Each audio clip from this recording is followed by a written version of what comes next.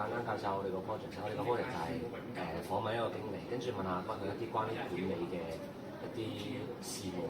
咁簡單問下先啦。咁今日個經理咧，咁其實佢分咗4 part 啊 ，planning、organising、leading 同埋 controlling。你覺得邊 part 呢4 part 邊個最難？或者我逐 part 同你講解下先啦。咁即係都要俾多啲數據。其實第一個 planning，咁因為我間公司咧做統籌啊，活動統籌居多，咁亦都有做緊展覽。關於 planning，咁其實就係講緊可能前嘅一啲嘅構想。咁因為譬如我哋可能今次要做一個 project，咁做呢一個 project 嘅喺動工之前，個腦要先起嗰個構想，你要點去做？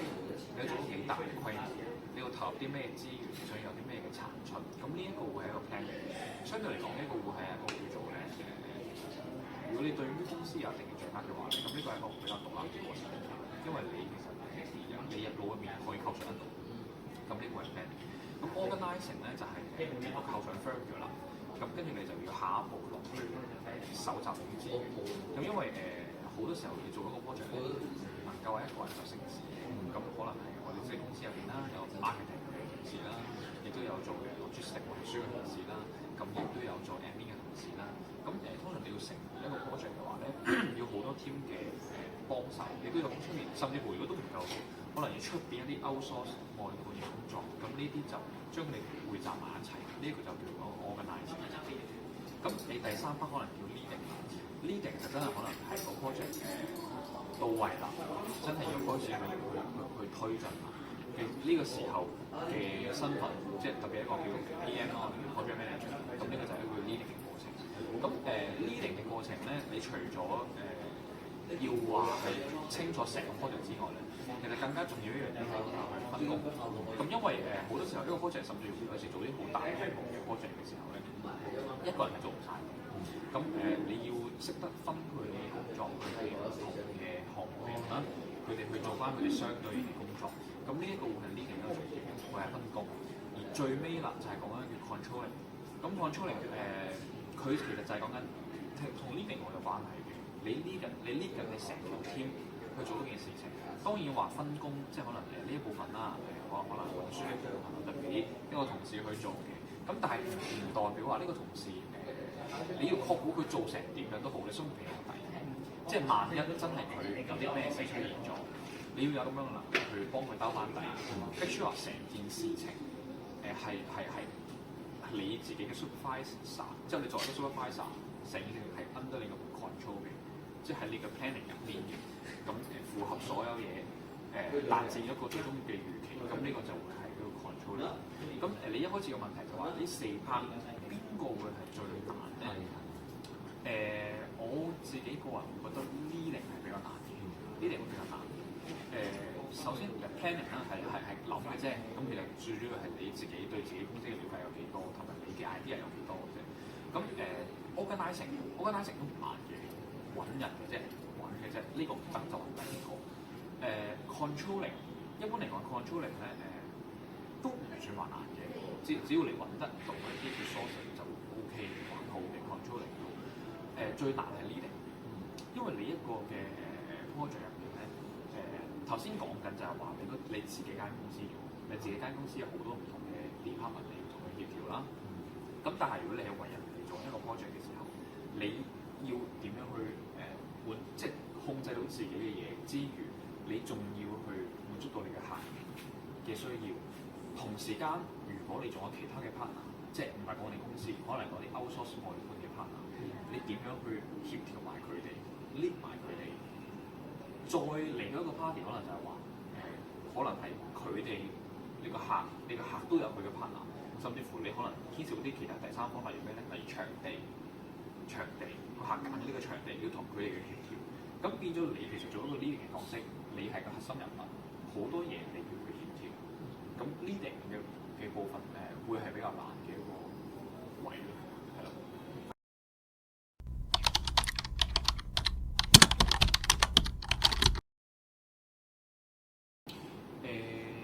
面臨個最大嘅挑戰，如果你話講係展覽啊，展覽嘅話咧，好多時候因為展展覽好牽涉嘅嘢好多。係。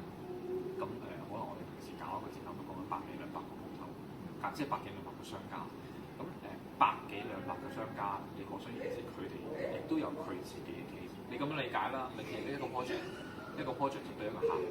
咁而家百幾兩百個客，你其實係咪可以呢個人跟緊百幾兩百個 project 咧？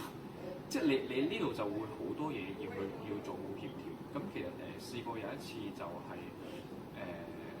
比較會係一啲叫做溝通之間嘅misunderstanding。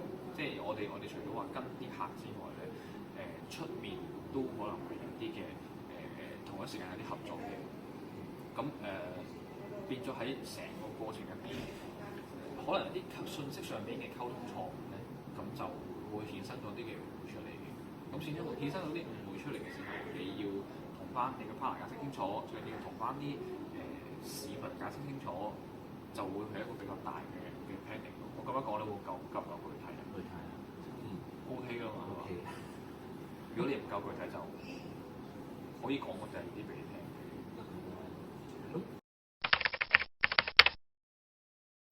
如果你問我話，我會覺得定時去審視一下自己公司嘅斤兩，會係第一步。好多時候，即係你係有間公司，邊個唔想做大啲啊？係嘛？咁但係問題就係話，你想做大啲嘅時候，你有咁樣嘅野心，係你有冇咁樣嘅配套咧？你嘅同事support 得到你咧？咁變到有時，如果你諗得好多，但係一直向前行，但係你嘅同事其實未必可能跟得到你嘅時候，咁你會越行越遠。你越行越遠嘅時候就會斷㗎，一斷到你就啲嘢就會遲咁咗。如果咁我哋係 manage 我哋呢個堂嘅關於 management 嘛，就係如果出事一名經理嘅話，你覺得要具備啲咩技能或者係能力咁樣比較好？我覺得第一樣嘢你嘅 EQ 要高，你 EQ 真係要高嘅，因為會有好多情況出現嘅。甚至乎可能你本身搞活動嘅，咁試過搞活動啦，咁我哋一開始個客佢驚晒，咁你幫佢搭咗帳，搭完帳之後咧，突然間又驚落雨喎，咁個帳篷係好大個㗎，你搬唔喐，咁但係個客就突然間有咁嘅要求，你照唔照顧佢好咧？甚至乎有時出咗啲嘅一啲嘅意外啦，或者個客有啲客會有性格嘅，咁佢又可能會吉你嘅，咁你又冇理由發佢脾氣嘅，係嘛？咁呢個又係需要個 EQ 嘅嘢啦。咁有時啲同事你要揾佢幫手做嘢嘅，咁你揾佢幫手做嘢，斷估你都唔係話喝佢嘅，咁佢又可能有佢嘅情緒嘅時候，你都又要 EQ 佢哋。咁所以呢度你自己嘅情商要比較高，因為你等於氹佢，你自己都會有感受噶嘛。你要去消化噶嘛。咁呢個要係比較其中一樣嘢啦。咁至於然後第二樣嘢可能話要具備嘅技能係真係時間管理嘅，因為好多時候我哋唔會話淨係專心做成班人去做一件事情嘅，唔會嘅。其實可能同時間你做幾個 project，你個同事係做幾個 project。有啲可能係大家一齊牽涉其中嘅，即係可能大家共同處理緊。但係有啲其實佢可能有啲 project 佢自己獨立做緊，都唔出奇嘅。咁變咗特別你仲要做一個協調嘅角色，咁你點樣去喺你有限嘅時間入邊管理好自己嘅 project，然後亦都要配合到佢嘅工作。咁呢個時間嘅把握上面會係其中一個比較大嘅要求咯。咁你覺得點樣先為之一個優秀嘅經理？你覺得你點樣定義經理呢個職位？你點樣定義一個經理嘅職位？嗱，你如果講話一個叫優秀嘅經理咧，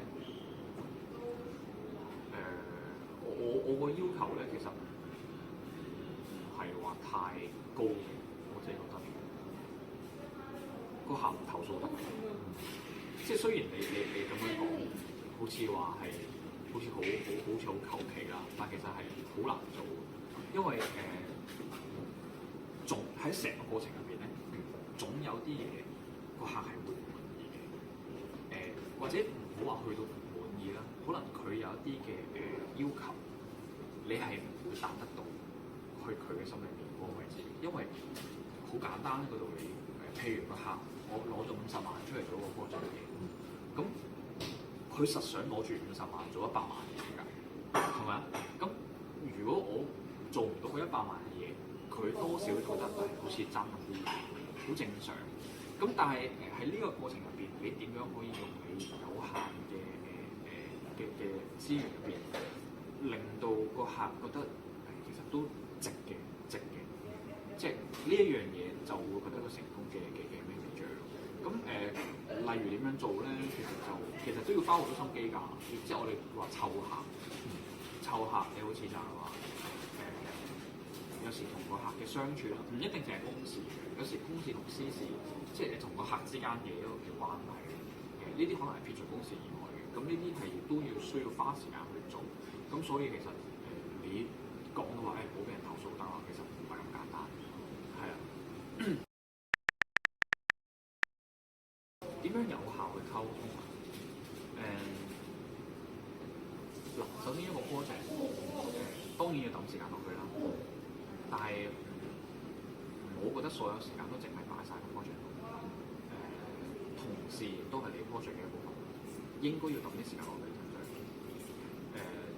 唔需要話你去到幾個鐘頭同佢開幾個 meeting 咁樣，唔需要話到咁誇張。咁但係花少少時間了解下佢哋嘅需要，或者係去明白佢哋嘅難處。咁其實呢啲少少好細嘅過程，我覺得就唔夠。甚至乎有時話幫佢哋做多啲咯，佢哋會 feel 到嘅。咁佢哋會 feel 到。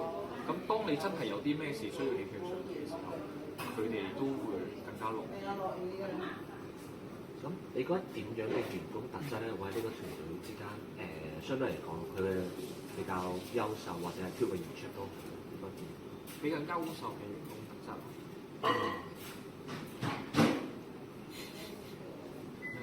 能夠脫穎而出，喺團隊入邊脫穎而出。你如果問